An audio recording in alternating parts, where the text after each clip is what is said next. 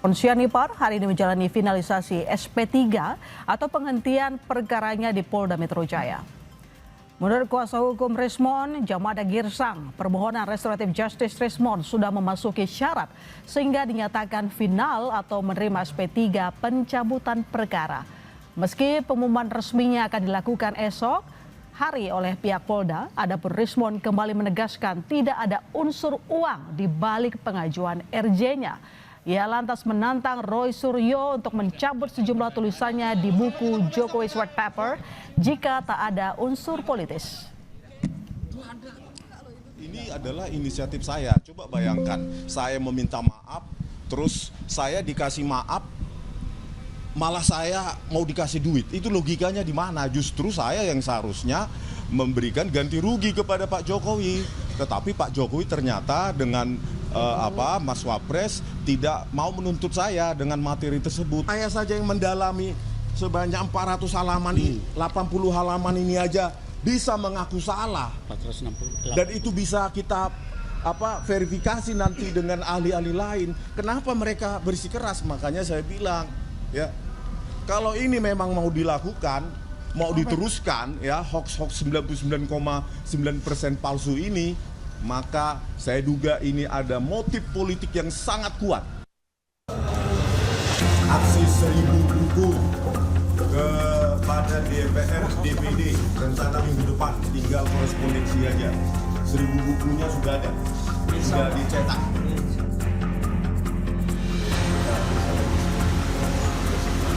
Saya sebagai peneliti menyatakan minta maaf secara gentleman kepada keluarga Bapak Jokowi. Siap. Ayo kita sahabat. Siap bercanda. 100 triliun kita terbuka. Wah. Biar publik tahu siapa yang membutuhkan RJ ini, Jokowi atau kami. Roy Suryo, Rismon, dan Dr. Tifa yang dulu menyebut diri mereka trio RRT, kini tak sejalan lagi sejak Rismon memutuskan minta maaf dan mengajukan restoratif justice kepada Jokowi dan keluarganya. Objek ijazah Jokowi yang selama ini diklaim Rismon 1000 triliun persen palsu, awal Februari lalu dinyatakan Rismon otentik. Terkait dengan watermarks, terkait dengan emboss, terkait dengan uji overlay, terkait dengan uji overlapping dalam toleransi tertentu. Ya. Membuktikan ya, authenticity dokumen menjadi tidak terbukti. Ya. Authenticity maksudnya permasalahan authenticity, keaslian dokumen itu secara digital forensik menjadi tidak terbukti. Sebagai wujud penyesalannya, Rismon pun menemui langsung Jokowi di Solo dan putranya Gibran Rakabuming di Istana Wakil Presiden. Gibran bahkan menyebut ia dan Rismon sudah seperti saudara.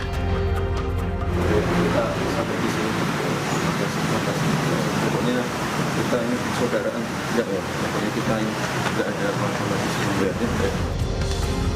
Mundurnya Rismon dari kubu Roy CS kini berbuntut panjang. Rismon secara belak-belakan menyebut Roy Suryo peneliti gadungan. Sementara Roy menilai mantan rekan sesama penulis buku Jokowi's White Paper itu tak memiliki integritas sebagai peneliti. Bahwa dia saya sebut adalah politisi berbulu peneliti. Ya, politisi yang mengaku-ngaku seolah-olah dia peneliti. Meskipun dia tidak punya catatan apapun di Google Scholar. Ya, Google Scholar itu bisa menjadi indikator seberapa banyak tulisannya yang direferensi, dijadikan rujukan pada tulisan orang lain. Ya, itu tidak ada, 0. S3 dia memang tidak selesai. Ya, S3-nya tidak selesai, S2-nya tidak daftar. Jadi gimana kita mau percaya orang yang sama sekali tidak punya integritas? Tak hanya saling serang, permohonan RJ Rismon juga menimbulkan polemik antar kubu. Pihak Roy menyebut mereka didatangi sejumlah relawan untuk ditawari penyelesaian perkara ijazah lewat RJ dengan menyebut sejumlah uang. Kalau saya mau RJ nggak sama Rasman, banyak yang nawarin saya RJ. Para Tabas, pengacara perempuan, Ketum Rejo, Darmizar, udah Darmizar. Ditawarin ya? Iya, Bukan saya minta, ditawarin gitu loh. Kalau mau RJ dengan saya tantang terbuka. 100 triliun kita terbuka. Wah. Biar publik tahu siapa yang membutuhkan RJ ini, Jokowi atau kami. Kubu relawan pun membantah RJ adalah upaya Jokowi menghindari pengadilan. Jokowi bahkan sudah menyampaikan ia ingin kasus ijazah segera naik persidangan untuk membuktikan tudingan kubu Roy adalah fitnah. Ya, pengen saya seperti itu secepat-cepatnya. Ini kan sudah hampir 1 tahun. Segera P21 dan diserahkan kepada pengadilan untuk nanti kita bisa menunjukkan mana yang benar, mana yang enggak benar. Hingga kini kasus ijazah Jokowi masih berkutat di tangan penyidik Polda Metro Jaya. Jelang 1 tahun Jokowi melaporkan perkaranya pada 30 April nanti, sudah ada 3 tersangka yang menerima SP3 usai mengajukan restoratif justice kepada pelapor, yakni Jokowi.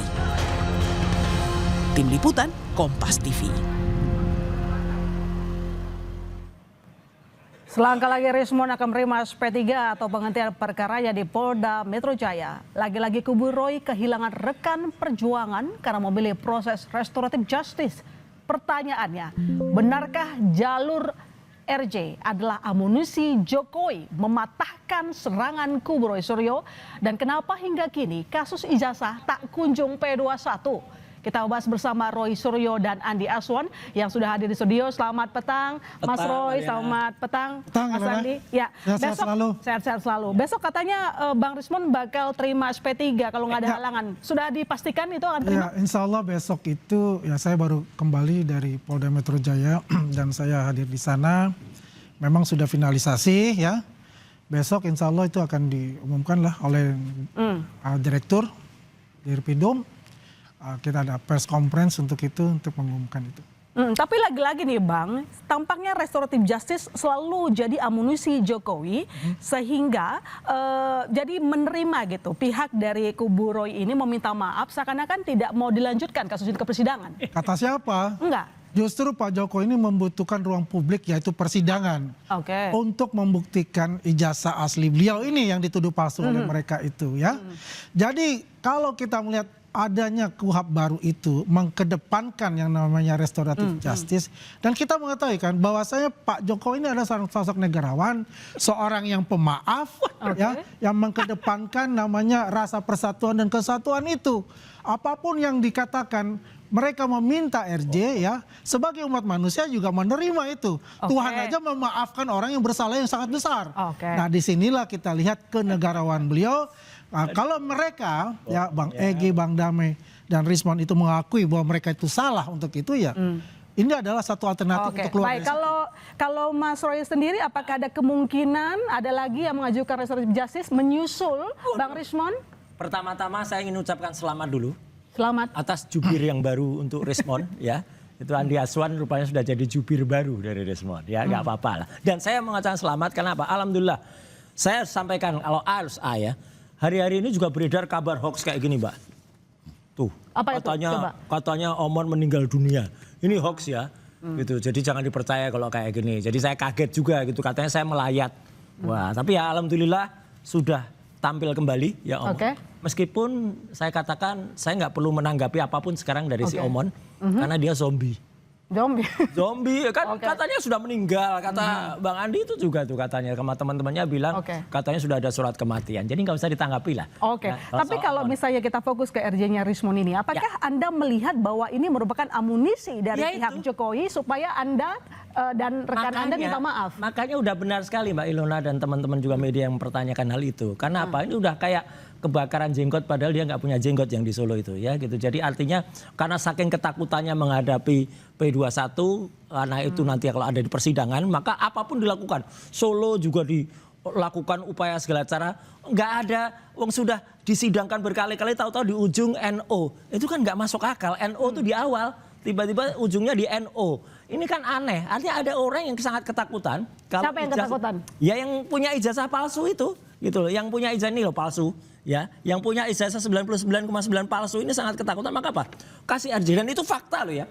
Semuanya dikasih satu persatu. Bu Kurnia diikuti sampai ke kamar kecil, didesek-desek. Bu, kapan mau RJ? Ada juga yang ditawari umroh, ini fakta. Ada juga kuasa hukum kami yang kemudian di WA asli, kalau ini bukan WA palsu-palsuan kayak WA-nya Tifa itu ya. Kemudian diajak untuk ketemuan. Bagaimana kliennya mau diajak RJ atau enggak. Jadi pokoknya tukang bohong dari Solo itu udah demikian caranya membuat supaya kami ini mundur. Tapi kita akan terus tekan sampai ijazah palsu ini terbukti. Oke, baik. Mas Andi, kenapa sih kira-kira dari pihak Jokowi yang sebenarnya relawan begitu ya, getol mendekati pihak-pihak yang Saya harus klarifikasi, tidak ada namanya relawan untuk mendekati mereka untuk RJ ya. Jelas itu. Saya sendiri kan sudah difitnah itu bahwa mendekati yang namanya Tanya Darmizal sama siapa? tanya Jelas bukan itu untuk kita. Itu udah jelas. Justru kita ini berpatokan hanya apa? Semua permohonan RJ itu harus melalui penyidik Polda Metro Jaya baru disampaikan kepada para pelapor tersebut. Ya. Tidak ada harus relawan. Kalau relawan itu memfasilitasi mengantar mereka ke Solo itu bukan kapasitas bahwa dia akan menentukan bahwa RJ itu diterima. Tapi RJ itu diterima hanya oleh Pak Jokowi dan pelapor lainnya. Tapi Rustam Effendi tadi mengaku bahwa juga didekati oleh para relawan. Anda bagaimana menjawab? Kalau saya apa yang diomongkan, apa dibicarakan oleh Rustam Effendi itu adalah omong kosong dan dia itu pembohong besar. Pembohong besar? Ya. Banyak case dia bilang ada katanya fotonya Pak Jokowi itu adalah fotonya Dumatno. Ketika saya challenge, dia nggak bisa ngomong apa-apa, malah melempar. Itu skenarinya Roy Suryo. Nah, jadi intinya begini, saya mau ini dulu ya. Kan kalau dia katakan tadi itu ya, apa yang dikatakan oleh Suryo ini, sebetulnya dia ini sudah merasa apa ya? Sudah merasa ketakutan sendiri gitu. Ketakutan. Sangat takut sendiri. Karena biar bagaimanapun juga key playernya di sini dalam kasus ini adalah Rismon. Dan Rismon juga mengatakan dalam buku Jokowi White Paper itu dia hanya 49 halaman. Intisari dari buku itu adalah yang buat adalah Rismon. Dan Rismon itu mengaku dia membuat suatu kesalahan yang besar untuk itu. Dan dia harus peneliti kok bisa harus membuat lagi namanya revisi untuk itu. Anda takut ditinggalkan teman-teman sama sekali enggak. Sama sekali enggak. Apalagi ini ya. Saya kan udah langsung di podcast saya ya di Roy Suryo Official. Saya udah katakan namanya peneliti Mbak itu punya batas toleransi. Kesalahan tuh paling hanya 3 sampai dengan 8% atau maksimal 10%. Kalau 90, kalau dia bilang 11.000 triliun persen palsu, terus tiba-tiba dikoreksi itu otaknya dikoreksi itu. Ya, sama ditranslasikan. Itu nggak mungkin. Apalagi peneliti kok bisa bohong tentang kehidupannya. Ya, katanya sudah meninggal, sudah bikin surat supaya dia seolah-olah tidak hidup lagi dan supaya bayar, nggak bayar lagi beasiswanya. Itu kan namanya zombie udah. Tapi Mas Roy, sebelum Rismon balik arah, dia mengatakan 1000% bahkan 1000 triliun persen yakin bahwa ijazah Jokowi palsu. Itu yang benar loh. Tapi sekarang dia bilang bahwa yang itu dia kena tekanan. Dia kan sampai menghina dirinya sehina-hinanya, kemudian merendahkan serendah-rendahnya untuk sekedar mendapatkan SP3. Karena dia kalau enggak, dia dan kemudian ada orang paling terdekat dengan dia itu terancam masuk gara-gara surat palsu. Ya, udah jelas. Jadi dia kan ketakutan itu sampai dia balik, sampai dia benar-benar sudah terhina lah. Makanya saya nggak perlu nanggapin lagi karena beda matra. Manusia di matra ketiga, zombie itu di matra yang lain. Baik. Apa yang Mas Andi ketahui dari Rismon sampai akhirnya dia berbalik arah mengatakan? Ya, dia menceritakan ke saya juga. Kalau dia bilang di podcastnya dia, saya di podcast saya juga di catatan Andi Aswan ini. Dia mengatakan, yang baru pertama ya, pada saat itu dia berbicara secara curhat kepada saya. Tanggal 15 Desember ketika dia melihat itu semua, dia ingin mengatakan itu. Dia langsung bilang palsu. Tetapi dia langsung dilarang dia melotot oleh penasihat hukum mereka ya untuk berbicara. Tetap dikoordinir nih oleh salah seorang koordinatornya katanya. Palsu Mas. Dikatakan kamu jangan bilang semua bahwa itu adalah ada watermarknya, ada embossnya dan lain-lain. Bilang saja itu palsu. Ini bohong banget ya. Nah, disitulah kalau kita melihat ya, setiap peneliti pasti akan membuat juga suatu kesalahan. Dan tidak boleh dalam suatu kesalahan itu melawan kejujuran. Jadi dia datang atas keinginan pribadi. Dia mengatakan kepada kami, kepada saya, adalah memang adalah atas inisiatif pribadi dan saya siap dihukum, kata Rismon. Saya siap dihukum ya. Ya udah dihukum. Kalau saya melawan batin saya maka saya ini. Apa yang Anda tahu sampai akhirnya Rismon balik arah? Iya gini, sekarang kita lihatlah video dokumentasi mulai tanggal 15 April sampai dengan mungkin 11 Maret kemarin ya.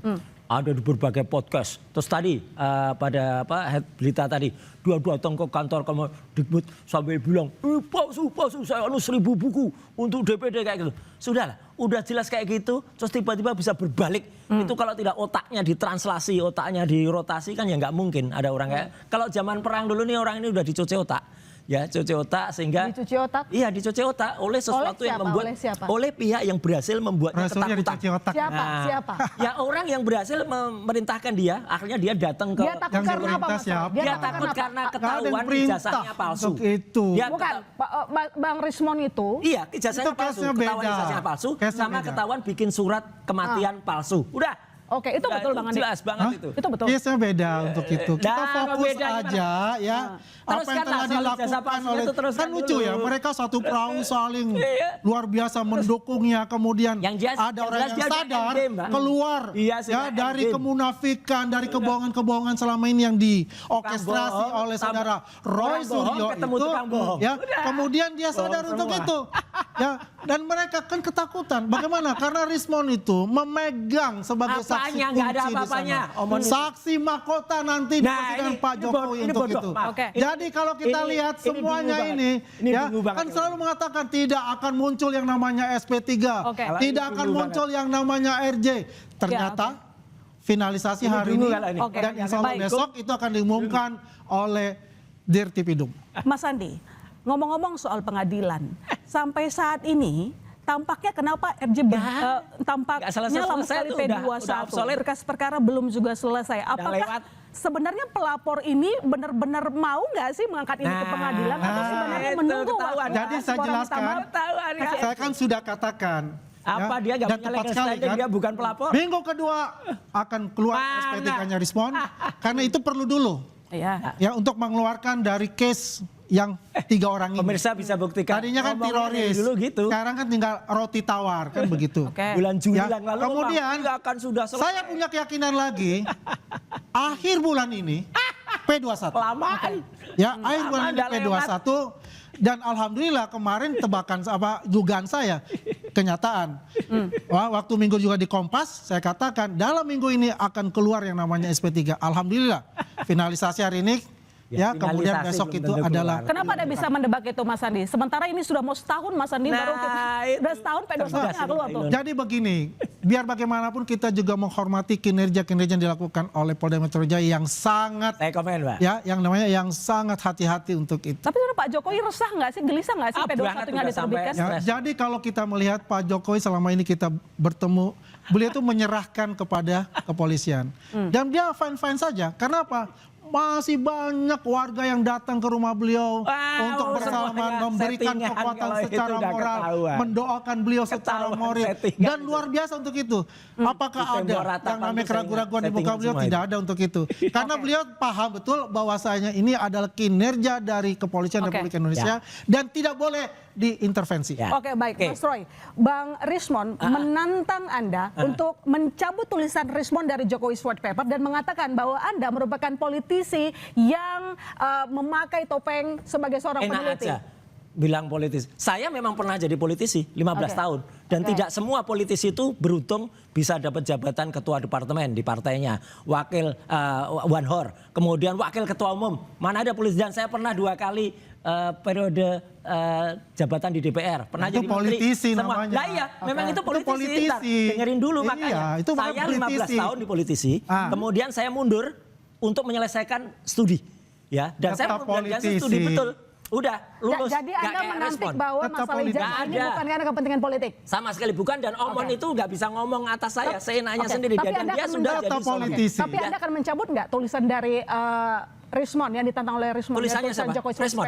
Ya silakan, kalau Omon mau nyabut tulisannya silakan mau nyabut tulisannya, nggak ada gunanya tulisannya. 400 sekian halaman isinya cuma rumus ya kata. Ya masih mendingan dari 49 halaman hanya pembukaan saja kan. Halaman itu ada. Tapi yang jelas itu adalah buku sampah. Ingat ya Lona, dulu saya katakan itu adalah buku sampah dan ternyata sekarang terbukti buku itu adalah buku sampah. Dan Rismon mengakui itu dan dia akan membuat yang namanya revisi Jokowi's White Paper yang sebenarnya di luar dari buku mereka, tulisan mereka yang 49 halaman yang isinya itu adalah sampah semua.